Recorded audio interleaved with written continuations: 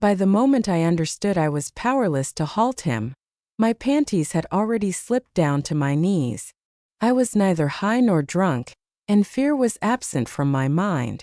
Calvin, my best friend's father, dropped to his knees behind me and whispered, "Let me take care of you." As I lingered in that moment, my skin aflame, my lips slightly ajar, my heart raced with intensity. He had experienced marriage once and was now left alone by the passing of his spouse. He was 2 times my age. He was a figure from my teenage years, someone I had known for quite some time. In moments of despair over school chaos, he would treat us to pizza and fire up the grill for burgers during our sleepovers. Yet, that evening in his study, which was locked and suffused with his cologne, he touched me as though I were not merely his daughter's closest companion. He touched me gently, as if I belonged to him alone. In that moment I realized I had crossed a line from which there was no return, the instant his tongue made contact with the delicate skin of my thigh. Yet, I was oblivious to the fact that this favor would ultimately transform my existence and shatter my spirit. Before we plunge deeper into this intricate narrative, I wish to convey my heartfelt appreciation. Your support truly means the world to every single one of you who has chosen to subscribe to this channel.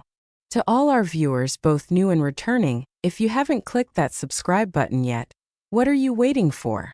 The energy that fuels this realm and ensures the tales keep flowing is merely a click away. Your feedback, engagement, and support hold great significance. So, feel free to share your thoughts in the comments section below. Let us unite to build this community. Let us revisit the moment that led me to the dwelling of the man I never thought I would betray, all while clad in nothing but my own skin. My name is Calvin. This happened during my 23rd year. Recently, I made the difficult decision to leave nursing school due to my inability to manage tuition, bills, and the constant pressure to maintain an image of being well organized. In Birmingham, Alabama, I toiled through double shifts in a rundown cafe nestled along Highway 280. Moreover, I spent the nights at my best friend Terry's place whenever I wasn't busy scrubbing grease off tables. Terry exuded wealth, untamed spirit, and unwavering confidence. All things I was not. During our high school days, we would sneak off to her father, Calvin, who owned a lakeside retreat and 3 car dealerships. Calvin was a man with silver hair, clad in armor-like attire, his words flowing effortlessly, and those dark eyes that seemed to pierce right through you. Even in his quietude, he remained ever watchful. Calvin underwent a transformation following the death of Terry's mother from cancer. He became gentler, on the brink of breaking, yet not feeble. Even in his silence, there was an undeniable allure that captivated you. I remember his first proposal to help me. I found myself weeping over a notice. Received a message from my landlord while enjoying the back patio. Terry was inside, her headphones blasting away. Upon catching sight of my face and grabbing a beer, Calvin effortlessly settled down beside me. "Calvin, you're sinking," he observed. "I shall extend a lifeline to you." During that month, he took care of my rent. Next, the subsequent one, I received a used car from one of his lots. He subsequently helped me secure a more advantageous role at the front desk of his office. That signaled the beginning of the favor. Yet, there is invariably a certain intensity when individuals like Calvin extend their assistance. One evening after work, I found myself sifting through paperwork in his study when, quite unexpectedly, my pen slipped from my grasp and fell to the floor. He lingered just behind me, his breath whispering against the nape of my neck as I bent to retrieve it and straightened once more. "Calvin, you are absolutely stunning," he uttered. I felt a chill run through me. Indeed, it was then that he first uttered such a thing. As I cast a fleeting look over my shoulder, his hand had already found its way to my waist. I should have found my voice. I should have moved. I reclined instead. I permitted it to happen. I allowed him to remove my garments. I permitted him to explore areas of my being that I had kept guarded for years. I permitted myself to embrace the feeling of joy. Utterly scrumptious, That night I sensed a shift between us as he kissed the inner part of my thighs, pulling all the guilt from my being. Yet, I found myself conscious of a forthcoming occurrence. A sense of melancholy hangs in the air, perilous situation. Something that makes me question whether I ever truly possessed any control. I long to say that it happened just a single time. I emerged unscathed after that solitary night of vulnerability concluded softly in disgrace. In truth, I found myself returning to his embrace. And once again, the following morning I received a text from Calvin. Take a trip to the lake house, just the two of us. Simply an instruction. No questions, no justifications, and as if entranced I followed it. At the off-site entrance, keys were poised and ready for my arrival. Fresh, pristine white linens adorned the room, a robe that clung uncomfortably. It felt infinitely more perilous when his fingers brushed against my skin again. Under the bright light of day, weekend excursions emerged from the spark of a single stolen night. He settled my student loans, transferred me cash, and gifted me new shoes, outfits, and fragrance. He presented me with a life that exceeded my capabilities. I surrendered my whole being to him. Terry remained unaware. She held the conviction that her father was simply helping me regain my footing.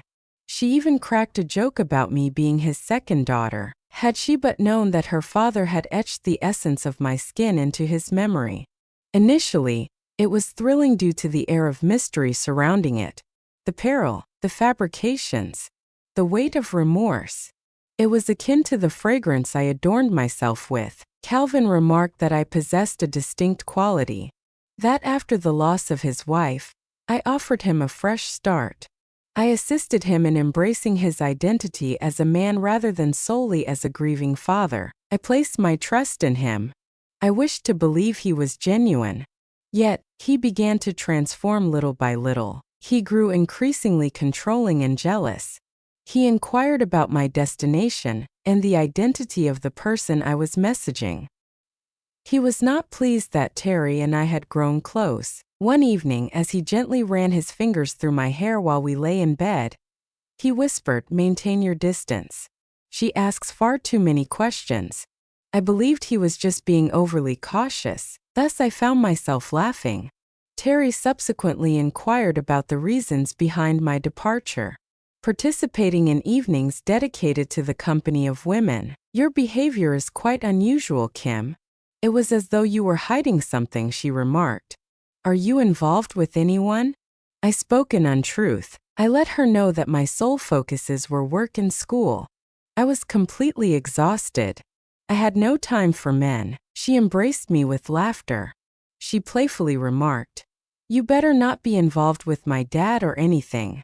My heart almost ceased to beat. She was unaware. But akin to vomit, the remorse surged up my throat.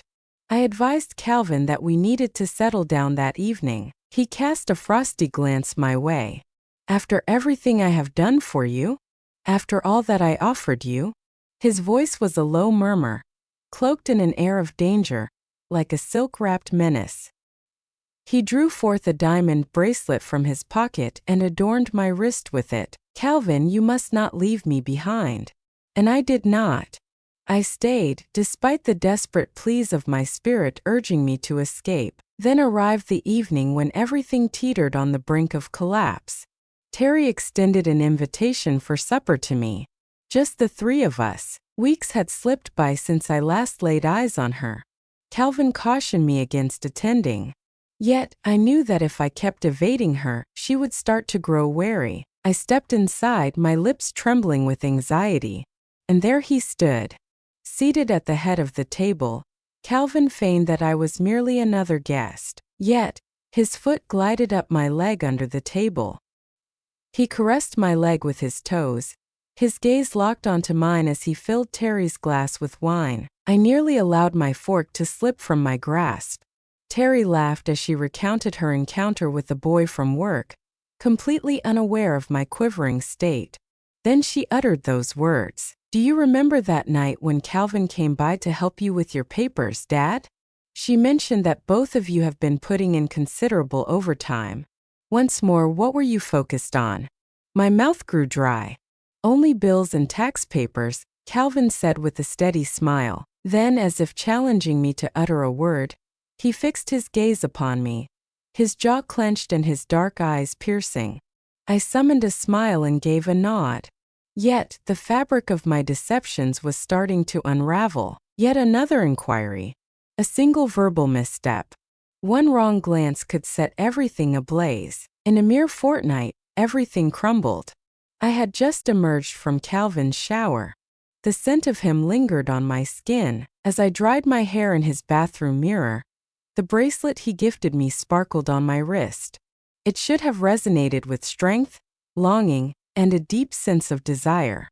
Yet all I felt was a profound void. Half-clothed and sifting through emails, we resembled an ordinary couple, with Calvin in the next room. This morning unfolded like any other in a realm that could never be realized beyond its confines.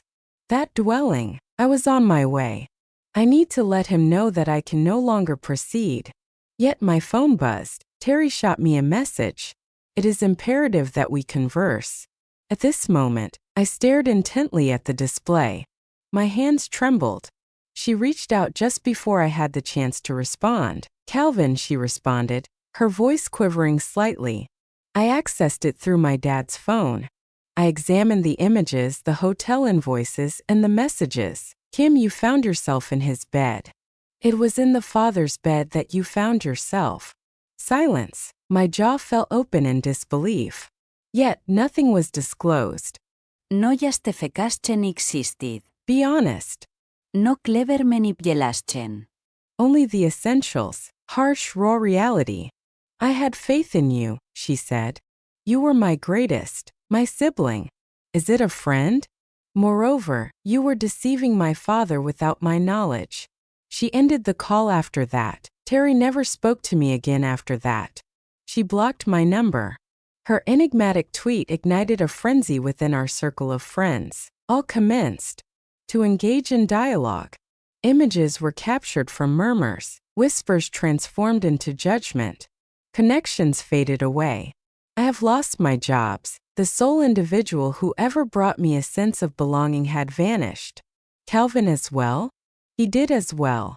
Upon discovering the truth, Terry retreated with the finesse of a seasoned politician, keen to sidestep any potential fallout. We required more space, he noted. He had to safeguard his standing. I should remain silent. Then the funds ceased to flow. The presents disappeared. Cease all invitations. The lake home has vanished. Gone are the days of ambiguous promises shrouded in uncertainty.